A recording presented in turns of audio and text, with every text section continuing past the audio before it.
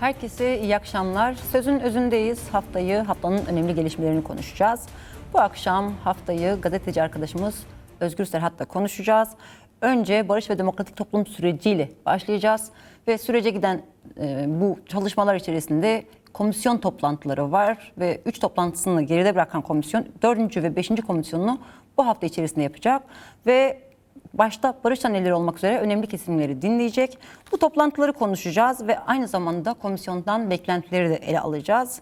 Sonrası sürecin toplumsallaşmasında devletin rolünü konuşacağız. Yani komisyon çalışmaları olmadan da devletin rolünü ele alacağız. Aynı şekilde hem CHP'ye saldırıları hem de yine bu süreçte CHP'nin rolünü yani sürecin toplumsallaşmasında CHP'nin rolünü konuşacağız. Bir diğer önemli konumuz Suriye ve Rojava.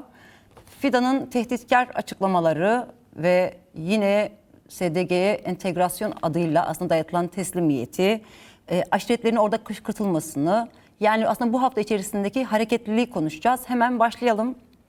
Öncelikle hoş geldin. Hoş bulduk. İyi yayınlar diliyorum. Teşekkür ederim. Hemen yine Veysel Hoca'ya sorduğum gibi başlarken diye. Evet, başlarken yani 15 Ağustos'la 15 belki Ağustos, evet başlarsak evet. Yani bu hafta yani 15 Ağustos Diriliş Bayramı kutlamaların haftasıydı ve hemen hemen her yerde yani hem Kuzey Kürdistan'da, Rojava'da ve Avrupa'nın birçok kentinde çok büyük coşkuyla kutlandı. Evet. Tabii bu yıl biraz daha farklı bir kutlama vardı. Kutlama yani insanların çok daha rahat, çok daha böyle sahiplenen bir kutlama havasında geçtiğini söylemek mümkün. Bu açıdan ben de yani bu 41. yılında bu hakikati yaratanları, bu emeğin verenlerin huzurunda saygıyla eğilmek istiyorum. Hı hı. Ve elbette böylesi bir tarihsel döneme işte bu yani bizler açısından, Kürt halkı açısından çok derin bir anlamı olan bugünü tekrar değerlendirmek, tekrar aslında bunun analizini yapmanın gerektiğini olduğunu düşünüyorum. Çünkü 41 yıl korkunç bir mücadele ve bu mücadelenin yaratımlarıyla aslında bir ulusun yaratımları diye adlandırmak mümkün yani. Yani hepimizin aslında kendisini içinde bulduğu bir gerçeklik 15 Ağustos. Çünkü hepimiz mesela sosyolojik olarak yaşamışızdır. Kürt inkarı, Kürt olma korkusu, Kürt'ün küçük düşürülmesi hepimizin yaşamının bir yerinde vardır. Fakat 15 Ağustos'ta ve bununla beraber bugüne gelen mücadeleyle artık bunların tümünden parça parça olduğunu, hani diyoruz ya korku duvarlarının yıkıldığını, evet, kendi olduğunu, kendi hakim olduğunu, böyle bir halk, böyle bir ulus gerçekliği yaratması karakteri var yani 15 Ağustos'un ve bu 15 Ağustos'un yaratımlarının da bugünle beraber yani demokratik toplum sürecinin bir zemini olduğunu söylemek mümkün. Aslında bugün bunları tartışabiliyorsak eğer bugün Kürt özgürlüğünü, Kürt'ün özgürlüğünü, Kürt'ün yeni yasalarını, entegrasyonu ve birçok şeyi tartışabiliyorsak gerçekten bu 15 Ağustos'un yaratımları sayesindedir. Hı hı. Ben bu anlamda tekrar bu hakikati yaratanların huzurunda eğiliyorum. Bir de ilk defa Kürtler yani 15 Ağustos Kürtlerin silahlı mücadelesinin başladığı ilk gün ve ilk defa 41 yılın ardından Kürtler bir 15 Ağustos'u silahlı mücadeleye son vererek aslında geçirmiş oldular. Ve yine belirttiğim gibi tabii bunun önemli bir sebebi de demokratik ve barış ve demokratik toplum sürecine geçiş mücadelesini verdi. Yani tam da işte bu 41 yıllık sürecin mücadelesini kazandırdıklarını daha başka bir noktaya taşıma süreci olarak tabii. Elbette yani bu bir yani Kürtler yarattıklarını görebiliyorlar, kazanımlarını görebiliyorlar. Çok derin farkındalar bunun ve nasıl belirteyim yani aslında çok daha kendi olduklarını hissediyorlar. Hı hı. Ben öyle bakıyorum yani. Başardıklarının, nereye geldiklerinin çok daha farkında olarak kutlamalar bence bu yıl yapıldı ve bu yıl bence öyle de anlam verildi yani. Hı hı. Yani Kürtler bu yürütmüş oldukları 41 yıllık mücadeleyle bir varlığını kabul ettirme mücadelesiydi ve bu varlığını kabul ettirme mücadelesi bugün itibariyle, şu anki mücadelemiz itibariyle de başarılmıştır. Hı hı. Biraz da aslında bence kutlamalara damgasına vuran da bu başarma duygusuydu. Ancak şöyle bir şey yani Kürt bunları yaşarken mücadele Kürt'ü öyle bir pişirdi ki, öyle bir politikleştirdi ki, öyle bir Kürt aklı oluşturdu ki şu anda durduğu yeri Kürtler çok iyi biliyorlar.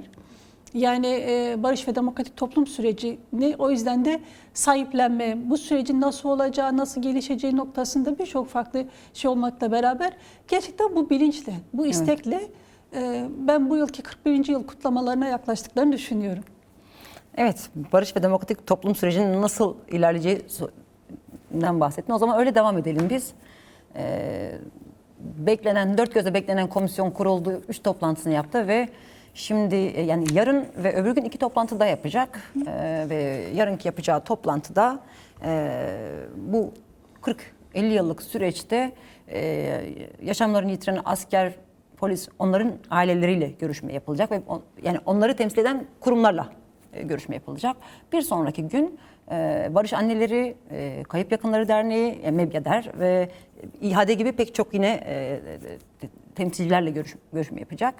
Yani hem belki bunların önemini konuşmak gerekir. Çünkü bir nevi aslında tarafların dinleneceği, belki öyle ifade etmek daha doğru olur.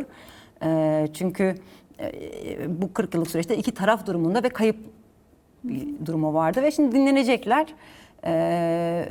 Çünkü toplumsallaşması dediğimiz sürecin toplumsallaşması dediğimiz tam da işte buradan başlayacak esasında. Hem aslında burada komisyona pek çok sorumluluk düşüyor ama hem belki bu komisyonun rolünü bu anlamda konuşuruz. Zaten ilerleyen durumda sadece komisyonun da dışında olacak belki çabaları ele alacağız ama belki buradan başlamak gerekir. Hani bu hem tarafların dinlenmesi ki belki en çok da biz Kürt tarafından baktığımız zaman Barış Annelerinin, MEBYADER'in dinlenmesinin bizler açısındaki önemini de belki vurgulamak gerekir. Evet, gerçekten komisyonun 4. ve 5. oturumları yarın ve diğer gün gerçekleştirilecek. Bu biraz daha ilk 3 oturumdan farklı. Yani ilk 3 oturumda kurulum, işte tartışmalar, nasıl bir çalışma sistematiği ve işte daha sonra da zaten MİT Başkanı'nın, işte Savunma Bakanı'nın dinlenmesi biçimindeydi. Fakat bu şekilde aslında halkla buluşma, işte biraz daha aslında sorunun köküne inmeye başladı diyelim. Sorunu tartışmaya başladı. Çünkü bundan önceki oturumlarda biraz başlangıç niteliği taşıyordu. Yani biraz daha komisyonun aslında asıl görev ve sorumluluklarının başladığı bir noktaya yani geldiğimizi düşünüyorum. Yani ilk olarak artık Kürt sorunu nedir? Kürt sorunu nasıl çözümlenmeli? Kürt sorunu bu 100 yıllık sorun neler yarattı? Muhakemesinin başladığını söylemek mümkün.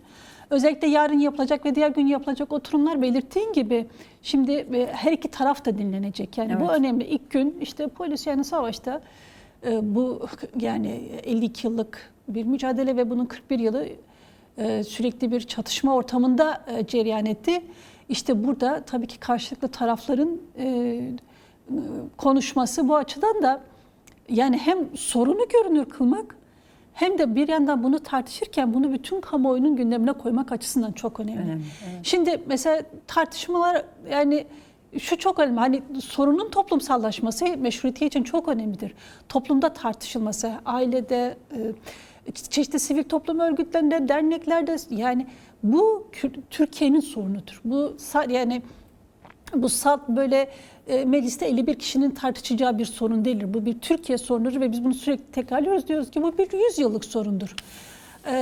Çok köklü bir sorundur. İşte o yüzden bu şekilde aslında yani mesela tarafların dinlenmeye başlanması aslında olumlu bir adım.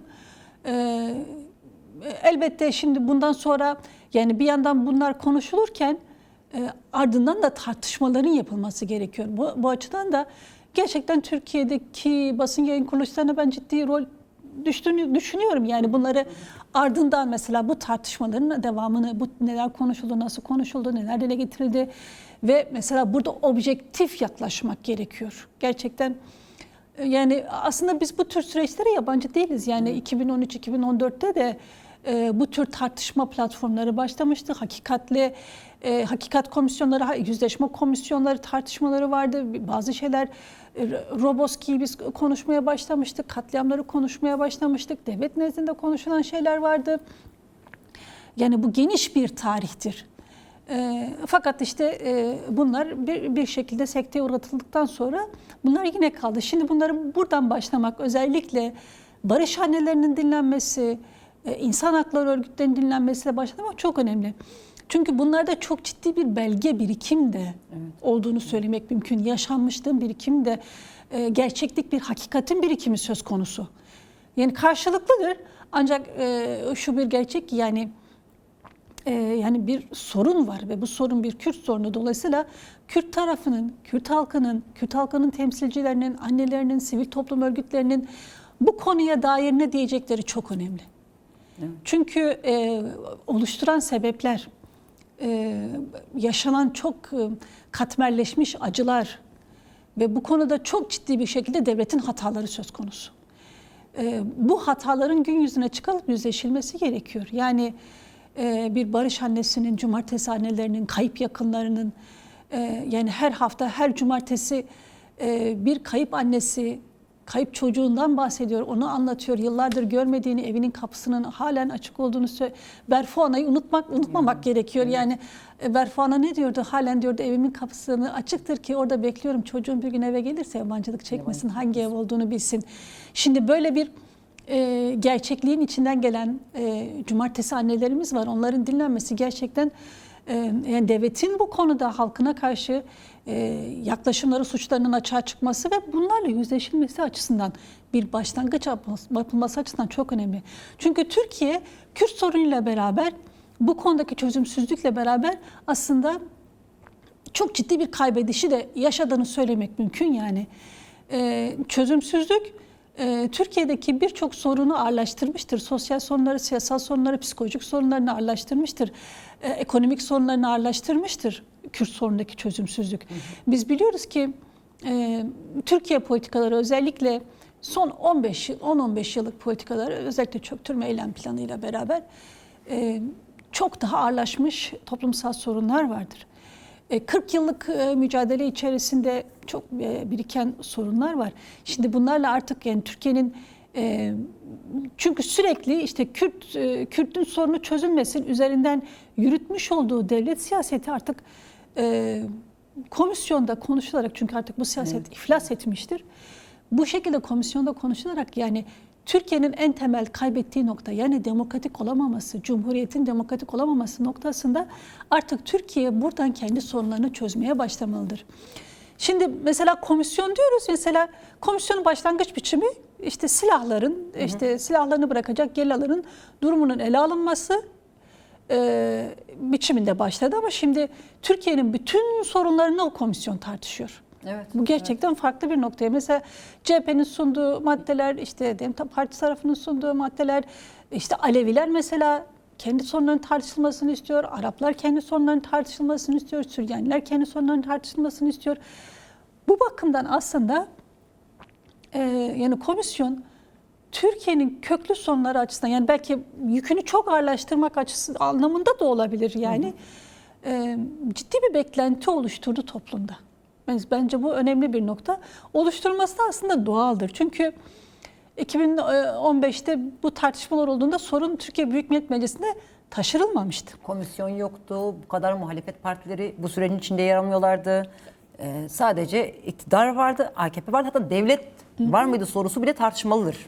Doğru, yani mesela o zaman dar bir grupla işte DEM Parti heyeti, Önder Apo ile görüşen DEM Parti heyeti ve devlet içerisindeki sınırlı bir kesimle görüşüldü. Hatta o zaman da aslında yoğun bir şekilde görüşme notlarından da takip ettiğimiz, yayınlanan belgelerde de okuduğumuz kadarıyla mutlaka komisyonun yasayla güvence altına alınması, sorunların Türkiye Büyük Millet Meclisi'nde tartışılması o günde yoğunca tartışılmış, fakat devlet böylesi bir uygulamaya gitmemiştir. Evet, evet.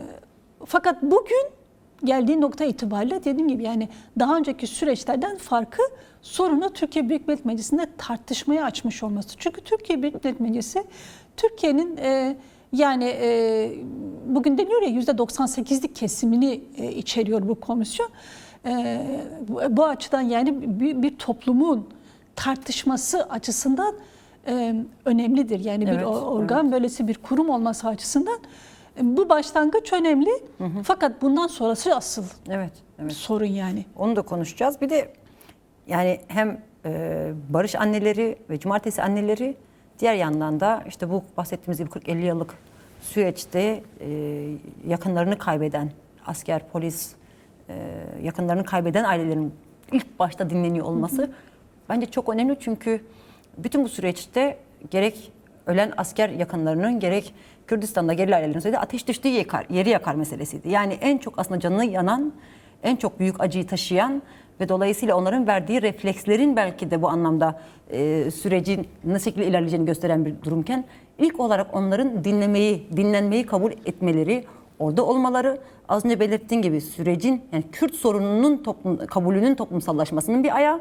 Bir diğeri de eğer barış anneleri ve cumartesi anneleri orada büyük acılar yaşamalarına rağmen orada diyorlarsa ki evet biz buna hazırız diyorlarsa, diğer aileler de aynı şekilde bunu diyorlarsa bence geriye kalanların onlardan daha fazla itiraz etmemesi gereken bir durumdur.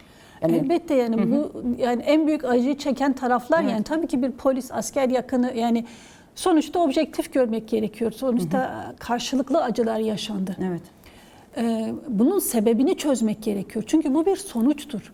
Fakat bunun sebebi Kürt sorununun çözümsüzlüğü ve devlet politikalarıdır. Ama elbette mesela bu sürecin çok ciddi bir sağduyuya ihtiyacı var. Gerçekten bu sürecin karşılıklı anlayışa ihtiyacı var. Bu sürecin karşılıklı birbirini dinleme sabrını göstermeye ihtiyacı var. Bu sürecin karşılıklı anlayış göstermeye ihtiyacı var. Yani bu açıdan mesela bir polis yakını, bir asker yakını kendisini anlatırken kendisinin dinletildiği kadar diğer tarafı da dinleyebilmelidir. Ya da bir gerilla ailesi bunu anlatırken diğer tarafı dinlemesi bu gerçekten çok önemli bir andır. Yakalanan çok önemli bir yani belki diğer diğer dünya devletlerinde de böyle süreçler yaşanmıştır ama bu Türkiye açısından bir ilktir. Yani karşılıklı olarak yaşanan acılarını birbirine gösterebilme, birbirini bunun üzerinden anlamaya başlama ve aslında yani bu noktadan itibaren artık buna bir dur diyebilme. Evet. Bunu artık birlikte değiştirebilelim diyebilme açısından önemli. Çünkü mesela hani meclis açılış yani bu komisyon açılış konuşmasında da işte Kürt-Türk halklarının kardeşliğinden bahsetti. Kardeşleşme nasıl olacak? Kardeşleşme burada tarafların birbirini tanımasıyla olacak. Çünkü tam kardeş diyorlar da ikisi de birbirini tanımıyor aslında çok fazla. Hele Türk tarafı buna çok ciddi ön yargılarla 100 yıllık inkar imha politikası süzgecinde yetiştirilmiş, bunun psikolojisi altında bir şovenist milliyetçi paradigmayla yetiştirilmiş insanların yaklaşımıyla karşı karşıya.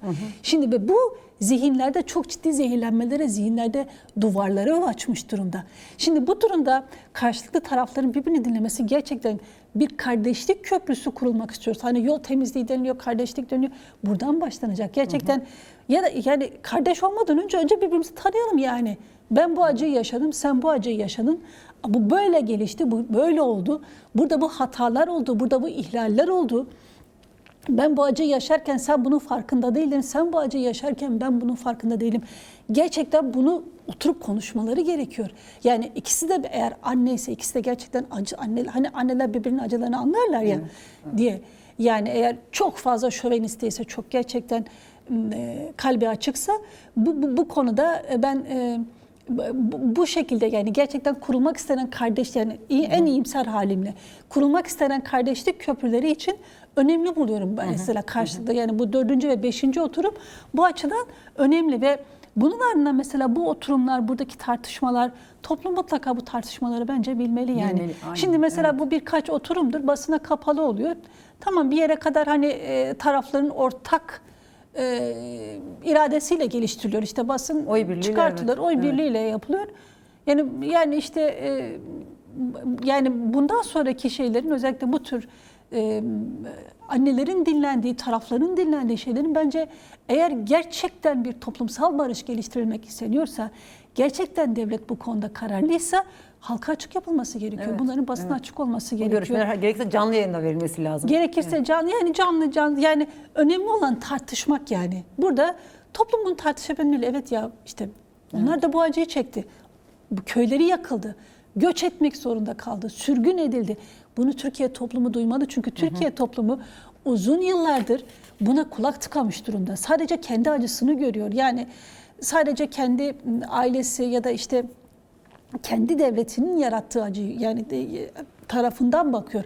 Fakat bir diğer tarafa bakabilmek, empati kurabilmek. Evet. Bunu başarabilmek gerekiyor bu komisyon tartışmalarıyla ve bir de diğer taraftan talepleri dinlemek gerekiyor. Yani mesela diğer insan hakları vakıfları konuşacak. Şimdi aslında bu da çok hukuki bir sorun gündeme gelecek. Çünkü bunca yıllık işlenen suçlar var. Evet. Bu suçlar cezasız kaldı.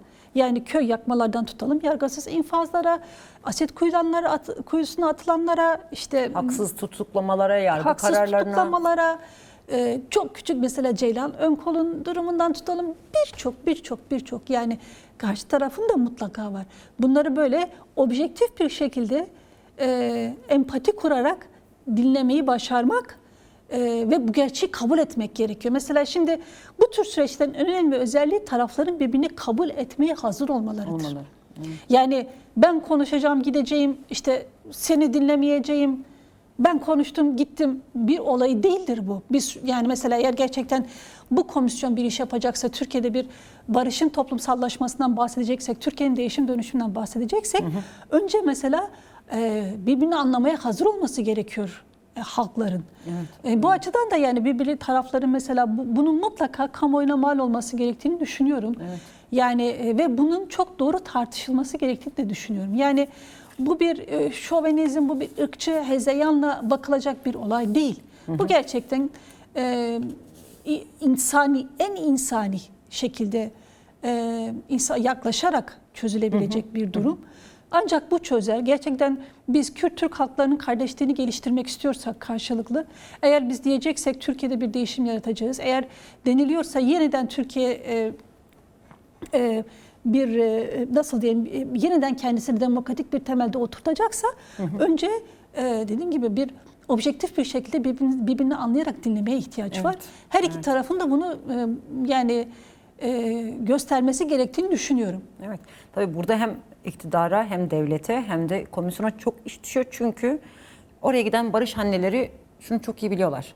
Kürdün inkarına dayalı bir sürecin yarattığı bir kayıptı evlatlarını kaybetmeleri. Yani gerilla anneler bunu biliyorlardı. Kürt inkar ediliyordu ve Kürdün önünde başka bir seçenek yoktu.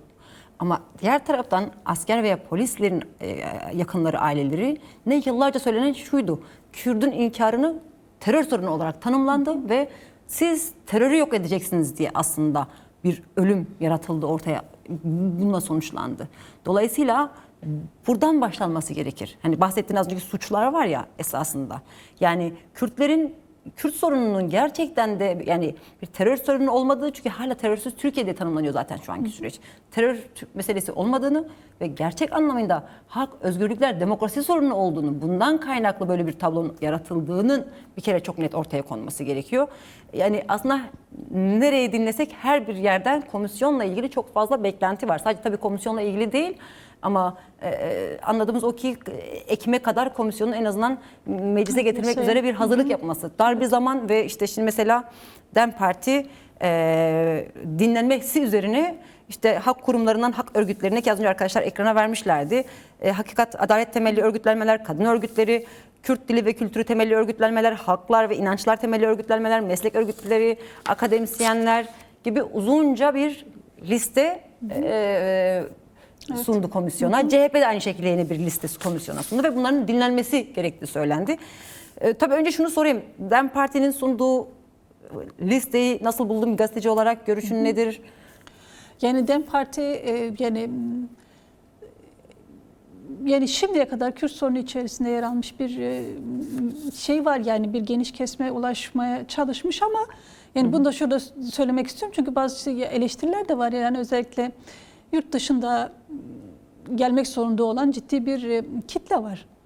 Akademisyenler var, gazeteciler var, çeşitli diaspora ayağı eksik diyorsunuz. Diaspora ayağı komisyonda eksik kalmış aslında.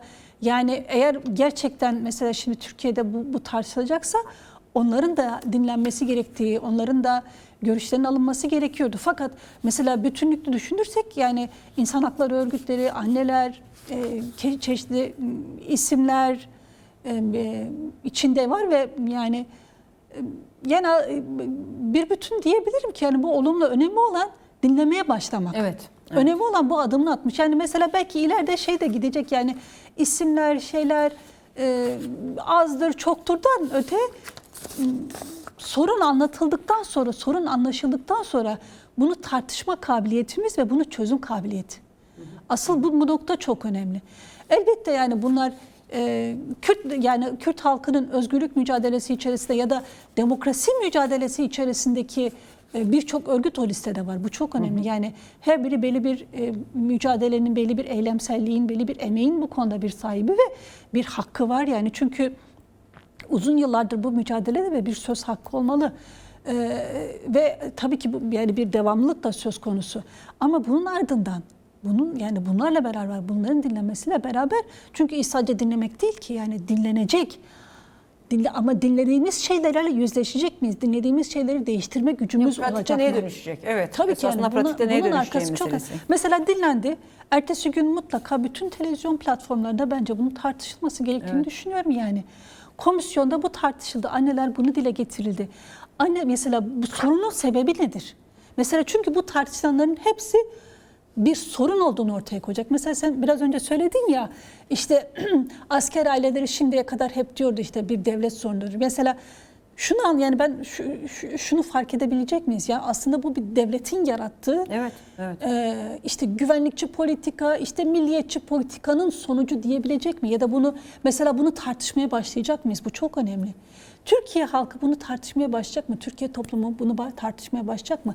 Böyle olursa biz diyebiliriz ki Türkiye gerçekten barışın toplumsallaşması, Türkiye'nin demokratikleşmesi, Türkiye değişim dönüşüm noktasında adım atabilir. Fakat bunları yani hem medya zemininde, hem toplum zemininde, hem sivil toplum örgütleri içerisinde, yani toplumun bir bütününde. Yani şu anda artık Türkiye'nin gündemi bence bundan sonra bu komisyon ve bu komisyonun tartışmaları olmalı ki Türkiye sorunlarını çözebilsin. Mesela bakın.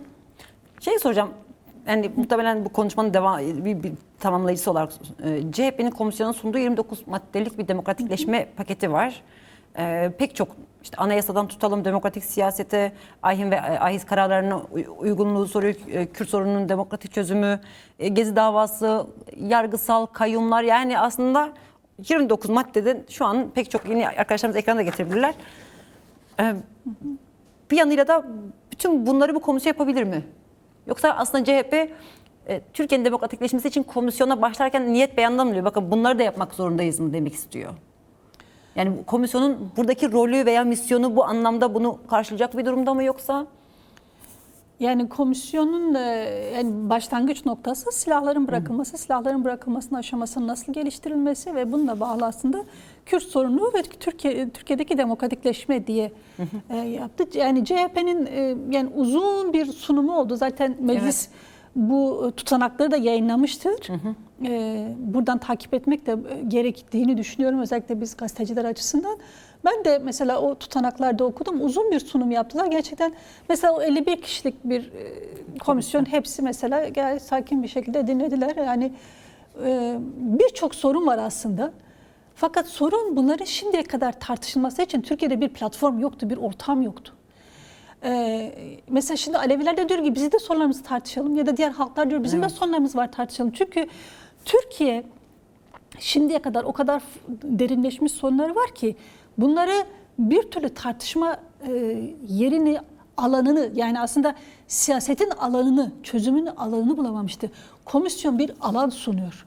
Ve tabii ki yani bu bir başlangıç ve şimdi mesela CHP'nin birçok bahsettiği konu var. Diğer toplumun farklı kesimlerinin sorunları var. Şimdi bu adımın atılması başarılabilirse diğer sorunların elbette gündeme gelmesi gereklidir. Yani bu açıdan mesela CHP kendi açısından yani sadece bu sorun yoktur. Bu kadar çok sorunlarımız vardır. Biçiminde ben aslında yapıyorum. Yani bu kadar çok aslında Türkiye'nin köklü sorunları var. Bunların da görülmesi gerekiyor biçiminde aslında. Yani anlattığını düşünüyorum, öyle anlam veriyorum ama tabii ki belirttiği birçok nokta var. Belirttiği birçok noktayı DEM Parti, diğer demokratik muhalif çevreler, DEVA Partisi, diğer birçok parti de aynı şekilde dile getiriyor yani. Mesela Avrupa İnsan Hakları Mahkemesi'nin kararlarının uygulanmaması. Bu çok temel bir sorundur. Fakat bunu komisyon ne zaman tartışmasına alır? Öncelikleri ve bir sıralaması var çünkü bir başlangıç sebebi var. Yani hem Türkiye'nin mesela Kürt sorunun çözümünde atılması gereken adımlar nasıl gelişecek, nasıl yapacaklar? Bunların mesela temeller ve taliler ve esas sorun ve diğer sorunların çözülmesi, bunların hepsinin böyle komisyonun bir yol takvimi olması gerçekten gerekiyor. Yani şimdiye kadar tamam böyle birkaç şey öne attılar. Biraz da aslında ağır işleyen bir süreç söz konusu. Belki onu da konuşmak gerekir. Yani hakikaten şu anki komisyonun beklentileri konuştuk ama yani bu tempoyla giderse nereye kadar, ne hızla gider? Yani, mesela Ekim'e ne yetiştirebilirler? Yani 1 Ekim'e kadar işte yasa taslağının hazırlanması gerektiği biçiminde yani şey var 1 Ekim'e kadar bazı şeylerin artık gün yüzüne çıkması gerekiyor ki işte meclis açıldığında meclis gündemine gelecek ki buna ilişkin bir yasa çıkartılsın denilsin değil mi? Hı hı. Yani mesela şimdi bakalım biz Eylül ayın işte Ağustos Eylül ayına gireceğiz. Evet, çok fazla yani haftada 2 gün çalışıyor komisyon. Yeterli mi? Şahsi kanaatim çok yetersiz. Yani haftada 2 gün çalışan bir komisyonsa niye haftanın daha çok günü çalışmıyor ki? Evet. Madem gerçekten bu sorunu çözecekse, madem bu kadar mesela CHP diyor 29 tane maddeyi tartışalım. O zaman bence şu gelişebilir yani biz daha fazla daha çok gün çalışalım, daha çok gün tartışalım denilebilir yani. Gece gündüz çalışmaları lazım. Tabii ki aynı şeyi bu hayati bir süreç mesele. DEVA'da evet. diyebilir, diğer çevreler de söyleyebilir. Ama biz bakıyoruz mesela haftada 2 güne razı olmuş, 2 gün dinlenecek. Diğer günler ne olacak? Mesela diğer günler, mesela tamam orada komisyonlar tartışıyor. Her komisyon sonra gidip kendi partisini bilgilendiriyor, sonra dönüyor. Bu önemli bir mekanizma. Sonra kendi toplumsal tabanına inmek için ne yapacak? Mesela buna ilişkin hiç mesela partilerin bir açıklaması yok. Şu çok önemli. CHP, DEVA Partisi, diğer partiler komisyonda bunu konuştuktan sonra tabanına inip evet ya biz komisyonda bunu konuşuyoruz. Biz size böyle yani böyledir. Siz ne düşünüyorsunuz dedikten sonra ertesi gün dönecek böyle hızlı demokratik tartışma mekanizmalarının geliştirilmesi gerekiyor. Evet. Haftada 2 gün tartıştık, dinledik, yerimize döndük. Haftaya şunu tartıştık, yerimize döndük. Ondan sonra işte bir komisyon, işte birkaç kişi bir araya gelip bir yasa taslağı. Gerçekten bu sorunun bu kadar köklü bir sorunun tartışması için yani az bir çabadır. Gerçekten yani ben buradan söylemek gerektiğini düşünüyorum. Yani normalde biz yani bir beklerken yani haftanın en azından 5 günü çalışma saati gibi düşünülebilirdi. Haftanın 2 günü, 1 günü çalışılıyor. İşte şeydir. Bunun hızlandırılması bu takvimin daha fazla günleri içine katacak şekilde ilerlemesi gerektiğini düşünüyorum. Çünkü bu kadar köklü bir sorun işte sınırlı şeyler. Halbuki mesela bu mesela şimdi düşünüyorum. Dinlemeler olduktan sonra tartışmalara geçilecek değil mi? Komisyonda evet. Mesela farklı fikir ayrılıkları olacak. Bunlar mesela kaç saat, mesela kaç gün nasıl tartışacaklar, nasıl evet. planlayacaklar. Evet. Başka başlıklar zaten, da var tartışılması gereken. Mesela düşünelim şimdi silah bırakan insanlar nasıl Türkiye'ye entegre olacak? Hı-hı. Bunu ne zaman tartışmaya başlayacaklar? Mesela 11 Temmuz silahların yakıldığı gün. Bugün bakıyoruz 18. Üzerinden bir aydan fazla zaman geçmiş. Mesela bu insanlara ne söylenecek? Evet. Buna ilişkin ellerine somut bir şey var mı? Yoktur. Çünkü daha oraya tartışmaya bile başlayamadılar. Çünkü ağır ilerleyen bir süreç. Ama şimdi yani bu kadar ağırlığı süreç kaldırır mı? Bu ayrı bir nokta. Fakat mesela benim eleştirim sürecin mesela ağırdan alındı. Yani zaten komisyon çalışmaları geç başladı. Zaten haftada 2 günlük bir çalışma temposu bu kadar köklü bir sorun için yetersiz olduğunu düşünüyorum. Zaten